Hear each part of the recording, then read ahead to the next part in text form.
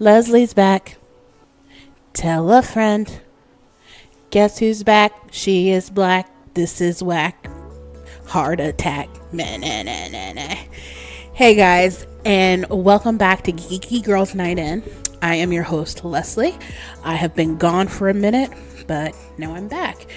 And I've been on vacation, basically. I've been sailing the seas, as it were.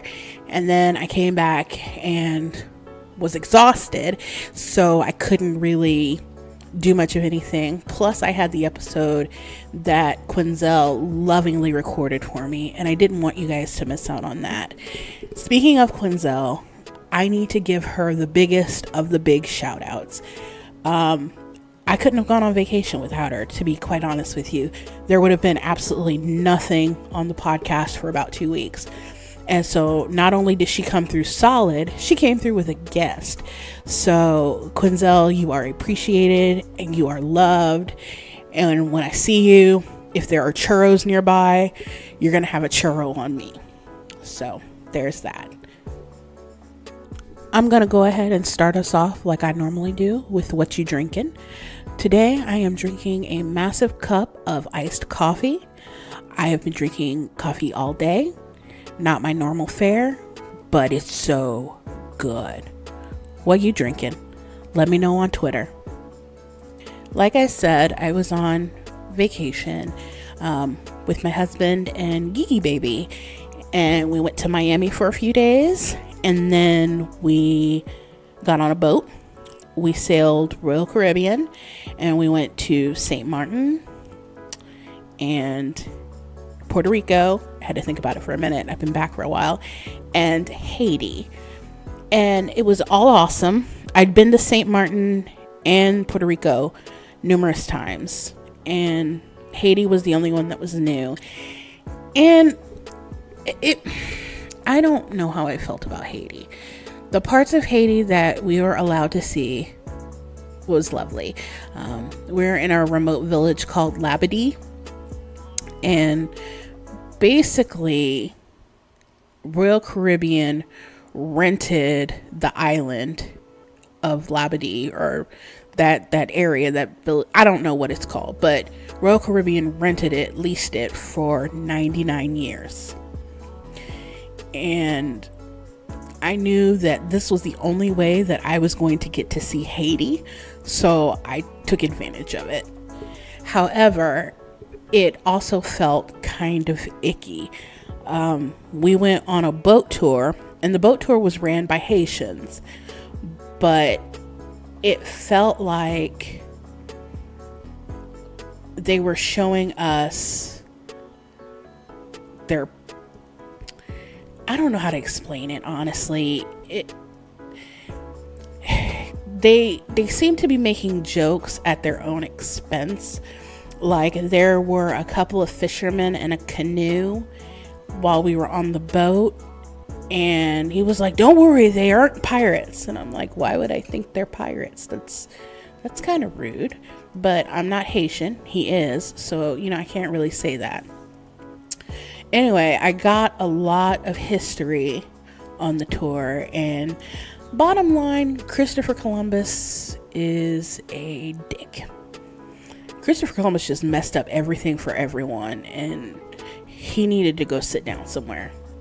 Whoever authorized his travels, girl, bye. Just bye.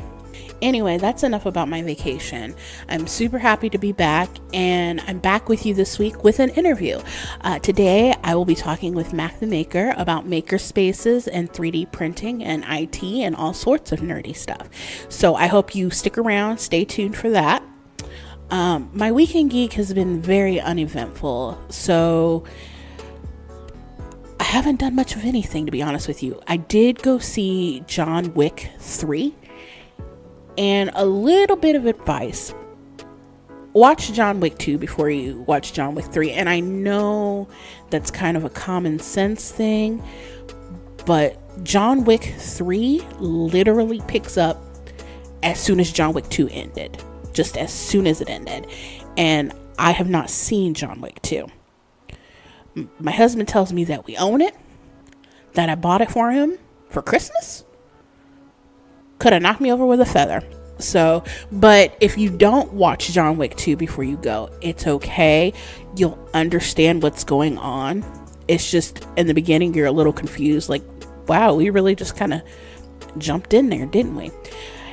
And I'm not going to spoil anything for anybody. I don't want to. I think you should go see it. Keanu Reeves is, I don't think he's the greatest actor in the world, but he's just so damn nice. And you never hear a bad word about him. And, you know, with all the creeps that we have out here in Hollywood today, Weinstein, I think that we should support that.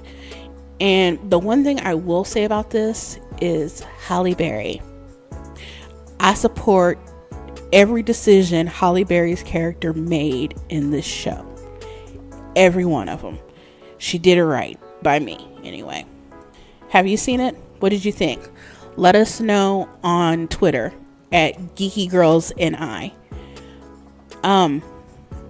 I read books on the cruise. I didn't read as many as I thought I would get to, but one of the ones I read was On the Come Up. And if you haven't read this book, you really should. It's written by the same author of The Hate U Give, Angie Thomas. And it feels like it's set in the same neighborhood, only it's a little further out past all the events that happen in The Hate U Give. Like, it mentions it in passing. You don't get names, but if you've read The Hate U Give, you know who they're talking about. So go ahead and read that. Also, they're making it into a movie, and it seems like it's a good one to make into a movie. I'm really excited to see it. In other news, friend of the show, the Blackalachian, is currently in Europe. He was hiking a trail there, and he hiked it. It's done. Congratulations to him. And now he's kind of touring around Europe. He's currently in Amsterdam, I believe. And he had some questions for somebody that may know about employment in Amsterdam. So if you could go on his Instagram or even his YouTube page, he asked the question there. Feel free to reach out to him. He is a great friend to the podcast. He's a great friend to the blog. We love and appreciate him, and we love and appreciate his message. So we want to make sure that he's got all the support that he needs. In brief technology/gaming news, this past week, The Sims 4 base game was free for everyone.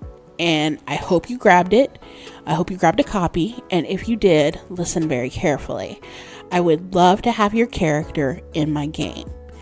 If you will upload your character to the content community and hashtag it GGNI, I will go ahead, I will throw it in there, and then I will play on Twitch. I'll stream it on Twitch so that you can see it live and in person.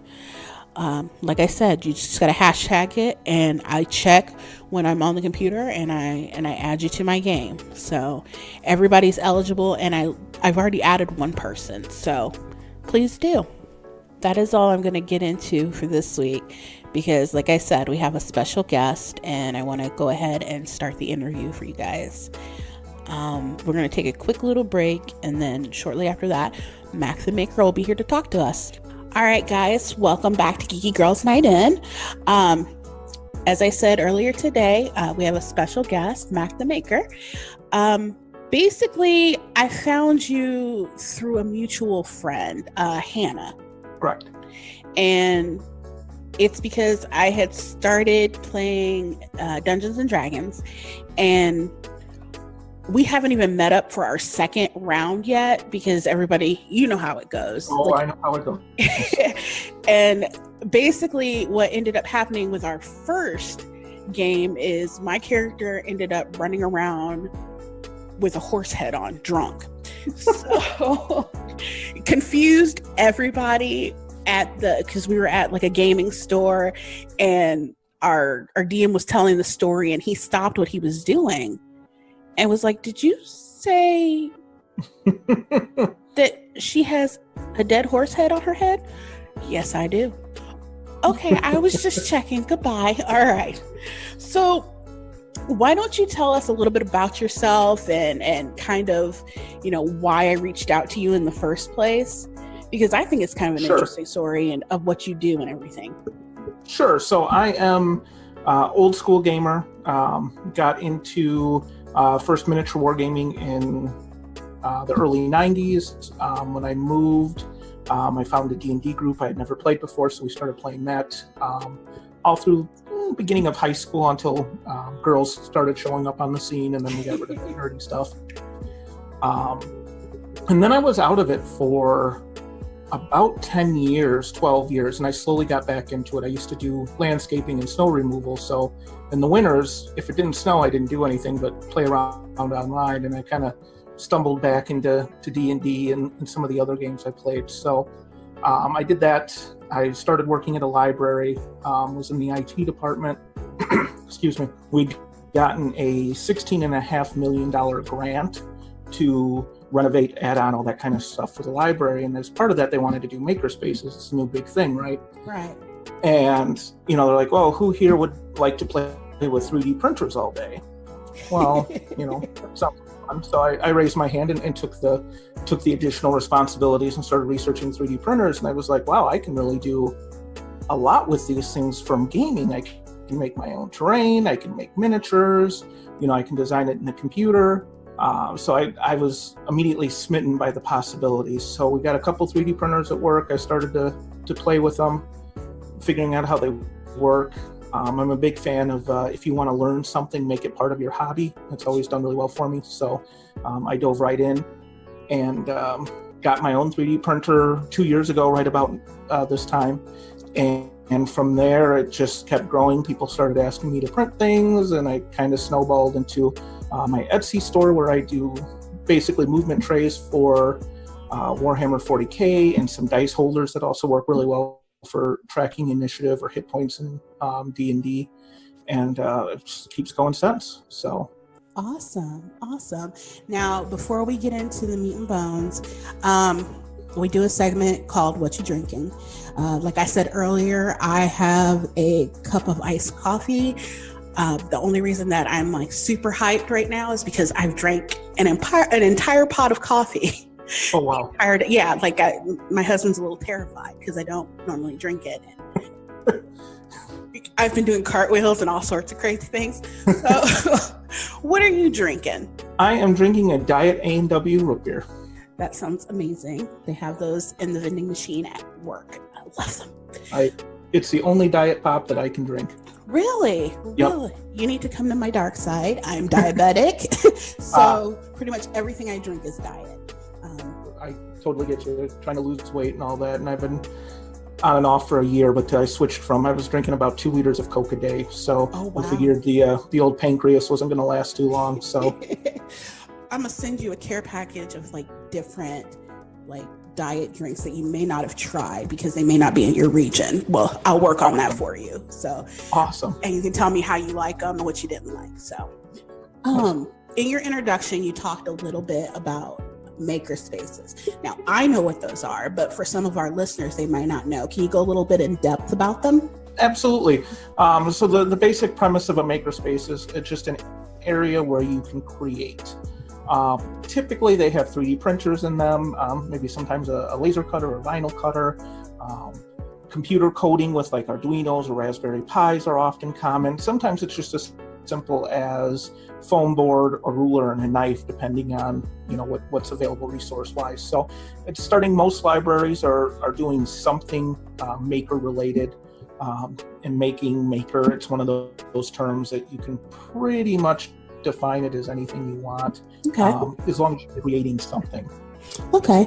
And then after I talked to you and discovered that you were doing this for your library, I started looking into my public library, which I'm a huge fan. I'm in Indianapolis. Beautiful. It's actually really nice today. It's nice and cool. Today was the Indianapolis 500. I don't know who won. Please, nobody fight me on that. But I didn't listen. But it looked like it was going to rain all day, and it didn't. So they got nice, cool weather. There was nobody hopefully passed out drunk with heat stroke. So Right. yeah. But anyway, back to the library. Our library is awesome. I don't go to it very often. I usually use their online service and check out ebooks, but Right. they just changed their website up, and they have things where you can click it and see what they're doing and maybe schedule some time. Well, they have 3D printers as well. And I thought about going in and checking it out. However, all of the training classes are during business hours. Yeah, that's a big issue. I have a staff of 7 or 8, and we actually, our library, because we're 40,000 people in a college town, Okay.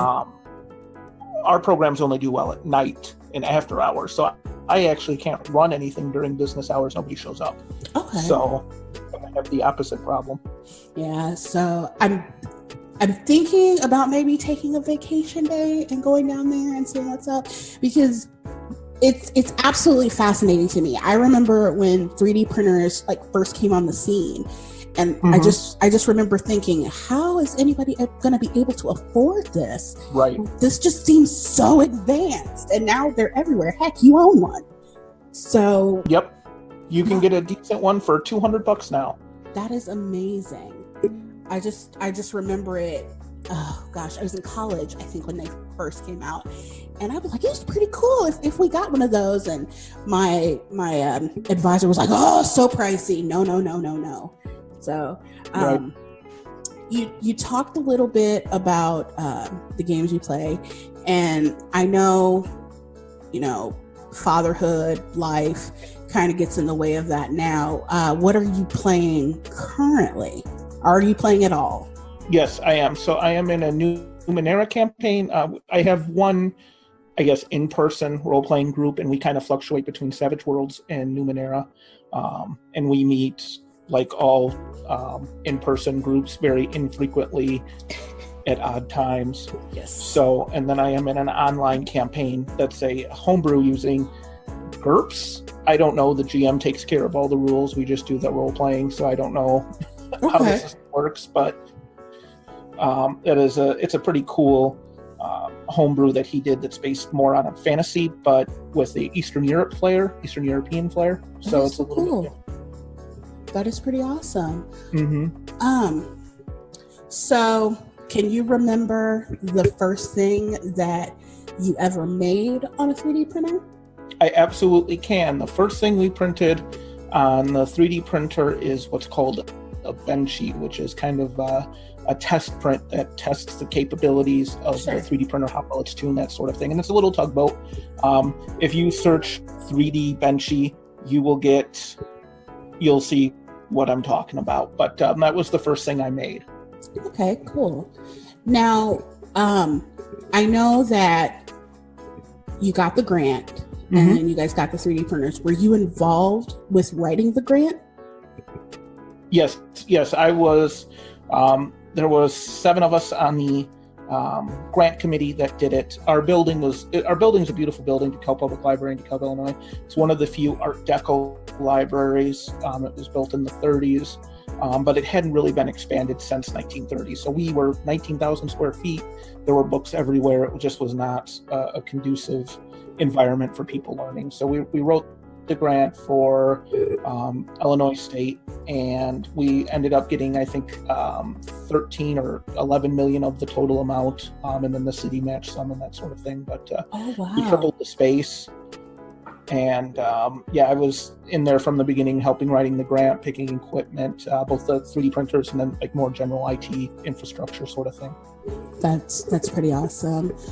What would be your advice to maybe an IT person that's listening, that works for a library, something like that may want to push getting stuff like this and becoming a makerspace? Maybe it's a small library, small town.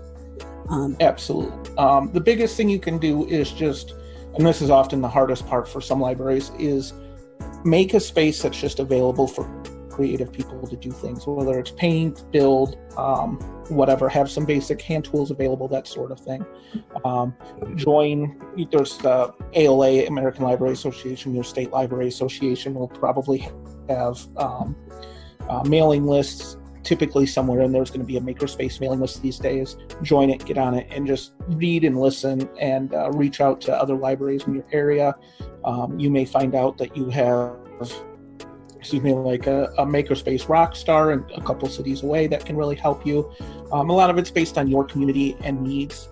Like I said, you can get a 3D printer nowadays for $200 to get started with. There's plenty of resources online to help you get started, but that's kind of where I would start off with it, is find a space, no matter how small it is, and make it available for people and kind of go from there. Very cool. Now let's talk a little bit about the curriculum, I guess is the word I would use, when teaching somebody to use the 3D printer or use like anything in the makerspace. Now, I realize that you guys are the library and you have to make things accessible to people that may not know technical terms, may not know, they're coming in completely blind. They just saw, printer. Right. How do you do that? Like, what are your steps to creating a curriculum that suits everybody's needs?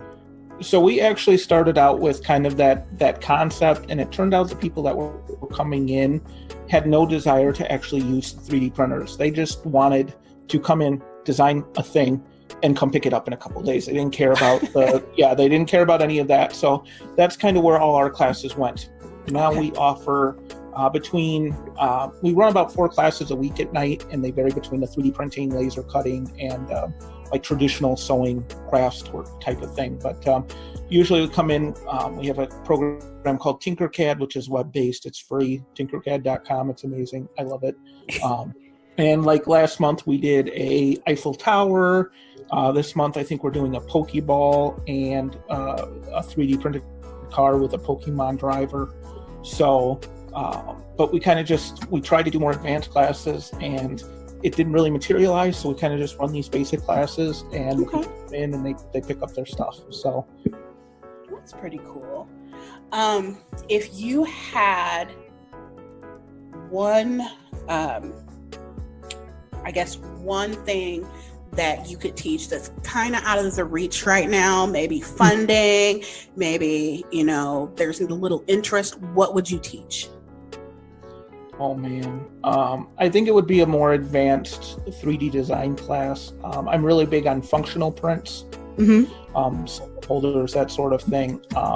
And Tinkercad gets pretty limited in that. So there's a couple of free programs that are more advanced, but there's a steep learning curve. So I would love to be able to get people that were willing to come in for the long haul, basically, and really learn a skill. And we could do some amazing things with the 3D printers, both from just general that's cool, to like accessibility. People are doing prosthetics for individuals. If you have a home 3D printer, there's a group that you can join, and they will send you plans to print large portions of the prosthetic, and then they send you like the metal hardware. And oh wow, yeah, it's an amazing program. So I would like to do more with that as we get larger and people get used to kind of what we're doing. So kind of like a boot camp almost. Absolutely. That would be awesome. I would be down for that more than I would like the DBA boot camp I have to take next month. So I think I might get more out of yours. Yeah. So I think it's also pretty cool that, in this library, you started out as IT, and you're still IT to an extent, but they took a chance and pushed you further into something a little bit different. Right. And we actually got rid of, I moved completely over. They made a whole new department for me that encompassed the Makerspace. And then basically any technology that patrons interact with is kind of under my purview. But I lost my access to the network, the back infrastructure stuff, which is really hard to deal with some days when I'm used to just popping into a server and fixing something. I now have to put in a ticket with, the outsourced IT company, because once I moved, one of the other gentlemen moved, and then it didn't make much sense to replace a $55,000 employee and two part-time IT employees when they could just get an outsourced company for a little bit cheaper. So, and that makes sense, and I understand what you mean. I'm IT as well. I'm a store systems analyst, and before that, I was basically help desk, and to an extent, I'm still kind of help desk, but I'm just at a higher tier, and like more people have more access to me than the actual help desk. And so, but I don't have access to all the things that I used to. So it's so hard. It is. And I'm like, what do you mean I can't get into this? I know what I'm doing. I promise I'm not going to break anything. Yep. So, but I have to call them up and have to give them my user code and all this stuff. And I'm like, look, if you just let me, just give me the access and I can do it myself. No, you know better. I'm like, I know. It would have been done 10 minutes ago. Exactly. And I know they get tired of calling us too, because sometimes the people that I service, they're supposed to call me and they don't. They call the other people, and then the other people just reroute the call. Nice. They're like, hey, this person called me and this is on fire. And I'm like, why? Why is it on fire? And why didn't they call me? You know what? I'll handle it. Don't worry about it. You guys have a great day. Thanks for the call. Exactly. Enjoy. See you later. They called clear to Portland and I'm right. Okay. You know what? Bye. So, yeah. What do you see as the future of makerspaces, 3D printing, all of this stuff? What do you see going forward in the future? Do you see more advanced classes like you were talking about, kind of like the boot camp? Do you see it expanding to like maybe kids, things like that? Absolutely. Coding for kids is getting to be big. They have the different boot camps for, summer boot camps for kids for coding. Excuse me. I'd like to do more with that, but it's hard to find people that are both good at coding and good with children. If that was a diagram, they'd two separate circles. So it's hard to find people that can do that. But the kids these days, they're so tech savvy. My 6-year-old knows how to use an iPad better than I do. Mm-hmm. So a lot of that, it's just making it accessible and available for them. We're a pretty poor community. I think it's like 60% are eligible for free and reduced price lunches. Okay. So like Chromebooks now through the school, which is great. But if it's outside the Chromebook's abilities, they're not getting exposed to it. So they can come to me and see what's available, maybe learn a little bit of a Windows operating system. We're not rich enough to have any Apple products. So, but as the future goes on, the technology is just going to keep getting more accessible, cheaper. Like I said, the 3D printers I think we started in 2016. So 3 years, they've already leapfrogged probably 2 generations, 3 generations. Okay.